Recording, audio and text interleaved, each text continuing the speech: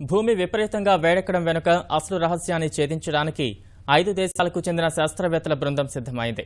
హిమాలయాల్లోని టిబెట్కు ఆనుకుని ఉన్న గులియా హిమానీ నదంలో 4 వారాలుగా పరిశోధనలు చేస్తున్న ఈ బృందం ఎట్టకేలకు ఆ ప్రాంతం నుంచి మంచు కడ్డీలను సేకరించగలిగింది. సముద్ర మట్టానికి 6,700 మీటర్ల ఎత్తులో ఉన్న ఈ హిమానీ నదంలో 800 మీటర్ల అడుగున ఉన్న మంచును సేకరించగలిగారు.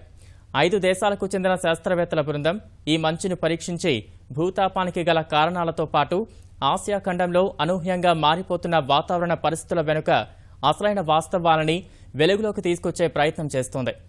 -30 డిగ్రీల చలి ఉండే ఈ ప్రాంతాన్ని 1992లో ఓ శాస్త్రవేత్తల బృందం పర్యటించి పరిశోధనలు చేసినప్పటికీ విజయం సాధించలేకపోయింది. మళ్లీ ఇన్నేళ్లకు 5 దేశాలకు చెందిన శాస్త్రవేత్తల బృందం ఈ బృహత్ కార్యాన్ని మళ్లీ మొదలుపెట్టింది. ఈ ప్రయత్నం ఫలప్రదమైతే హిమానీ నాదాల పరిశోధనలో దీని ఒక మైలురాయిగా చెప్పుకోవచ్చు.